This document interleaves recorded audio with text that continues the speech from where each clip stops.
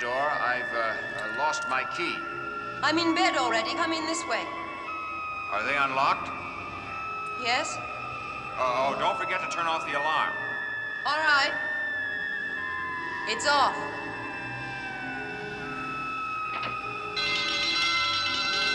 Beth, why didn't you turn off the alarm? Oh!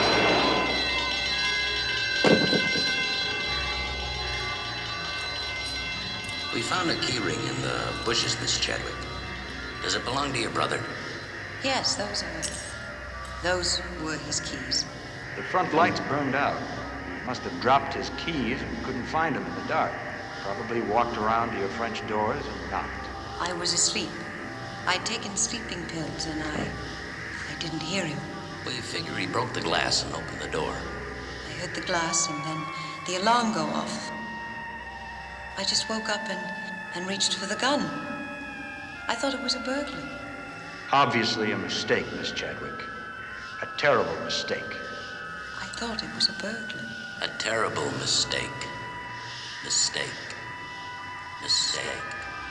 Mistake. Mistake.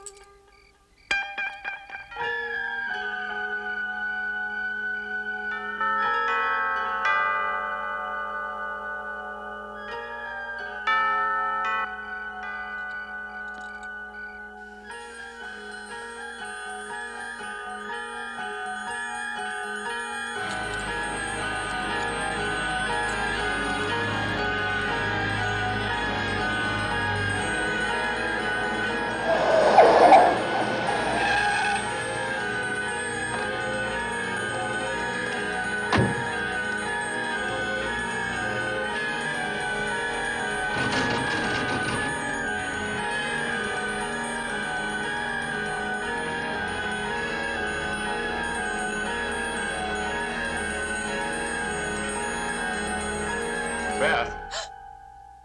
Bryce. You know the most ridiculous thing happened. Oh, I've lost my key to the front door. How did you get in? With this. A spare? Yes, I leave it in a flower pot by the front door. Why didn't you answer? I was ringing.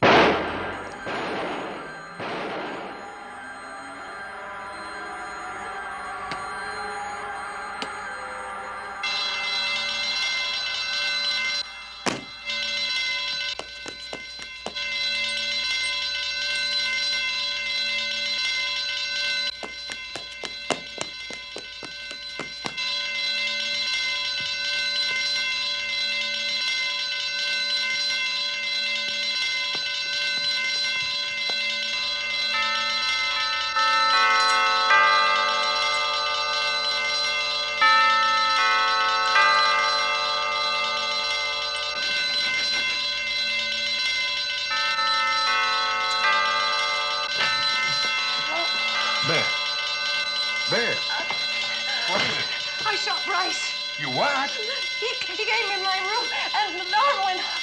Go and see. I wouldn't know he. All right. Now you stay here. Stay right here.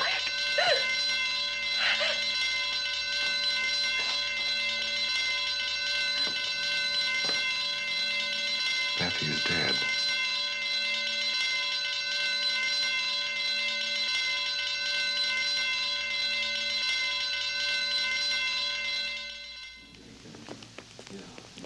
You catching up in your reading, Lieutenant? No, not really.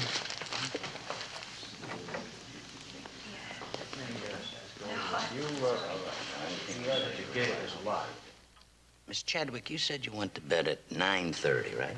Yes, And you took a sleeping pill before you retired. that's right. Well, would you mind telling me what happened after that? Well, it was after 11. And I heard the glass break and the alarm go off, and I woke up. You thought it was a burglar. Yes, I thought it was a burglar. You see, it was pitch dark, back, and I was half asleep because I'd taken the sleeping pill, and I heard the glass break and the alarm go off. And so I reached for the gun. It was in the drawer beside my bed, and then I just started shooting. I didn't know what I was doing. Gentlemen, I will be available for questioning tomorrow. Right now, I'd like to see that Miss Chadwick gets some rest. Right. All right, fellas. Wrap it up. Thank you very much. Good night. I couldn't sleep last night. There were a couple of points that were bothering me, so I thought I'd come over here and clear them up. What kind of points? Thank you. That newspaper. Newspaper? Yes. The one that I noticed on the table in the foyer. Now, correct me if I'm wrong, but, didn't I hear you say that you were home all day yesterday? That's right. See, that's what puzzles me. How did that newspaper get there? Haven't you ever heard of home delivery? Oh, yeah. Yeah, I have a newspaper delivered to my house every morning. There's your answer. No, that won't answer it. No, the newspaper on the foyer table, that was a late edition. I mean, I even saw racetrack results in it. I'm afraid I don't quite follow you. Well, if you were home all day, who brought home the newspaper? Well, Bryce must have brought it home. Yes, but Bryce came in through your room. He didn't come in through the front door. I mean, he was shot on that side of the house. How did that newspaper get to the other end of the house? Lieutenant, you seem to be cross-examining my daughter. That's all right, Mother. Bryce must have brought it in, and in my confusion, I picked it up and put it on the foyer table when I went to answer the door. Yes, that would be an answer, except for one thing. You left your brother's attaché case out there. Why wouldn't you bring them both in at the same time? This is the way your brother came in that night, isn't it? How did you get in? Same way your brother did, with a spare key. One of my men located your locksmith. He was very cooperative. What do you expect to prove by this bit of nonsense? Well, I don't want to prove anything, ma'am. I came to arrest you. Arrest me? Yes, ma'am. For the murder of your brother. Oh. And I did have a reason for coming in this way. I wanted to see the look on your face. Very well. I'll consider myself under arrest. And now I want to see the look on your face when I call my lawyer. You know what's ironic? I knew it wasn't an accident the first night. I knew it as soon as I saw that newspaper, but I didn't have any proof. I had to wait for the proof. I had to wait for your fiancé to give it to me. From Peter? Yes, ma'am. Although I don't think he meant to. You see, according to your story, you were asleep at night. The alarm woke you up, you reached for a gun, and you shot what you thought was a burglar. Which is exactly what happened. Couldn't be. Because Mr. Hamilton, who was driving up outside at the time, he heard both the shots and the alarm. Of course he did. What difference does that make? Oh, big difference. He heard the shots first, then the alarm. That's the cart before the horse. I mean, how could the alarm wake you if the shots came first? You see, what really happened was your brother came walking in here, just the way I did tonight. And you shot him. And then you set the alarm a few seconds later.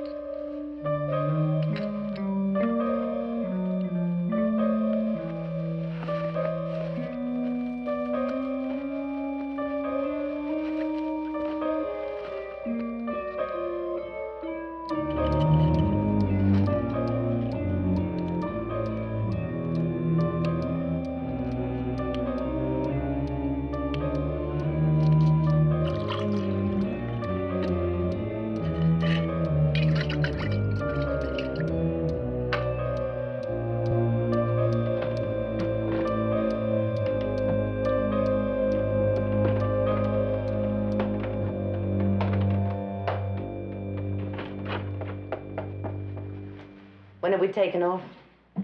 I won't talk to you. I'm listening. Alone. Well, now, if what you want to talk about is what you're all the time talking about, Mary Ann can stay. She's got a lot to do with it. We got a good thing going, Edna. And it'd be crazy to bust it up. Bust it up? I'm not aiming to. I am. You got $1 million in escrow to build a tabernacle, and you can't get the rest without me. I know that, Tommy. And I was thinking maybe you and I could compromise, Edna.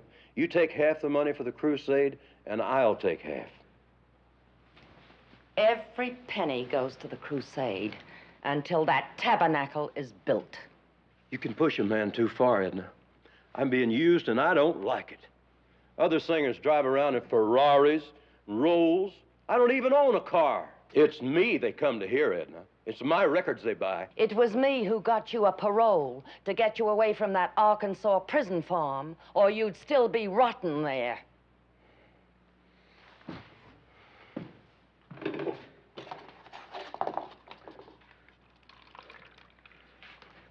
I kept my part of the deal, Edna.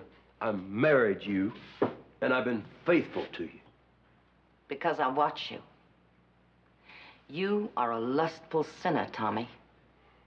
I saw the expression on your face when you were going to kiss that lost child. If it wasn't for me, you'd be using the crusade to lure her to some motel right now, or into the back of your car if you had one. If I had one. May God forgive me for letting a devil help me build a temple. And what if your devil quits? What are you gonna do? I would punish you, Tommy. Mary Ann and me. Those people out there just might not believe you and Mary Ann. How about those motels where you register as a father and daughter with Mary Ann?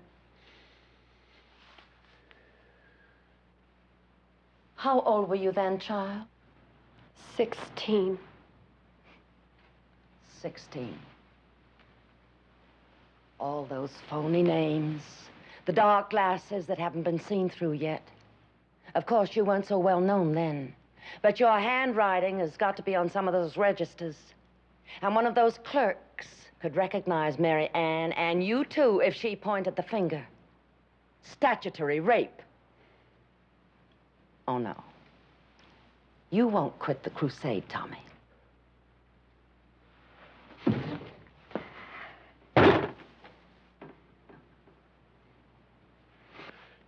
You're a sanctimonious hypocrite of a Bible-spouting blackmailer, and I've given you your last chance to be fair. Your insults and threats don't scare me. Mr. Dodds is ready for you, sis. Right.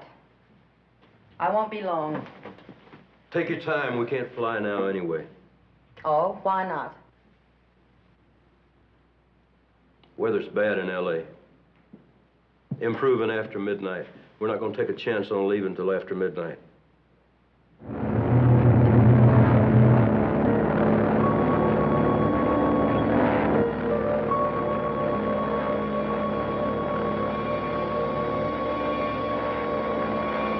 Tommy, we're cold. Heater's busted. I got some coffee here, hot coffee. Hold it for me, darling.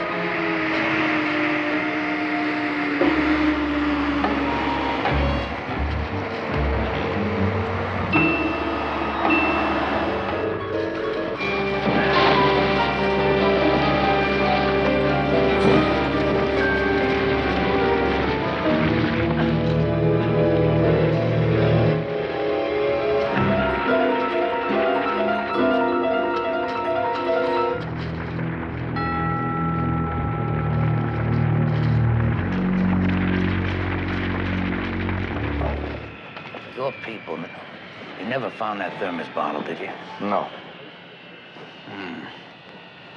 So it must have been thrown out sometime during the flight. Could be. If the pilot jumped just before he crashed the plane, he would land not too far from the crash site, right? Right. But there's no indication that he even took a parachute aboard. There's an indication, Mr. Pangborn. That empty navigation kit. That wouldn't hold a conventional chute. Well, how about an unconventional chute? All I can say is he'd have to be one expert chute man. He was. I checked his military record. After he washed out as a flying cadet, he became a parachute rigger.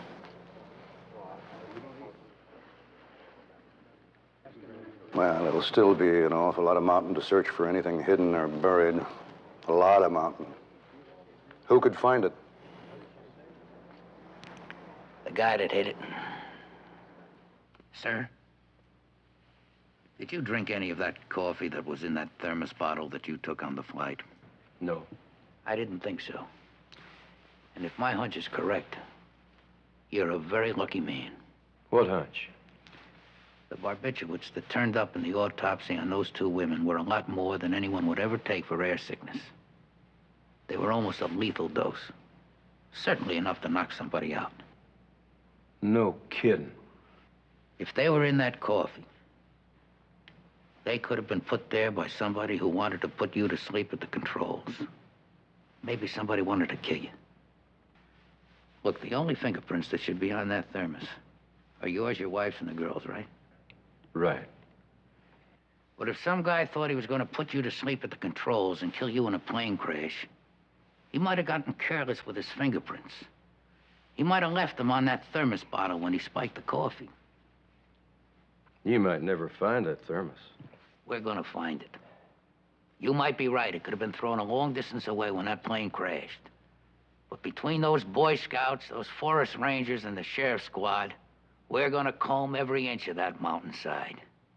We'll comb it, and then comb it some more, until we find it. Now, I planted a seed that has to take. He's gonna do something up in the mountains first. Pull around the bend and walk.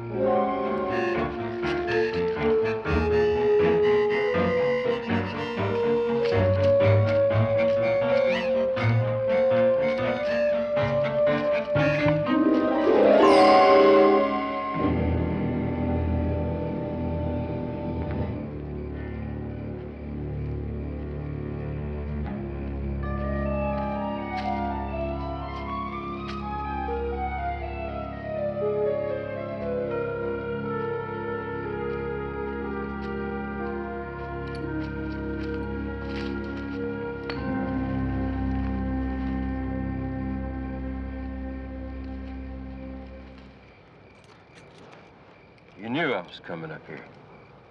I knew. Then I didn't know. And then I knew. When I planted that seed about searching for the thermos bottle, I called the Rangers and the Boy Scouts. I knew it was going to worry you and you'd come out here and look for the parachute.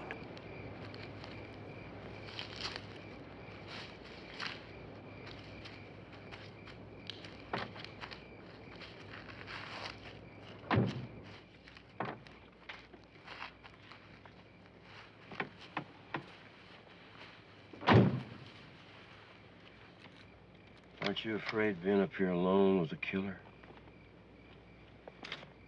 No, sir. No, sir, I had the feeling that sooner or later...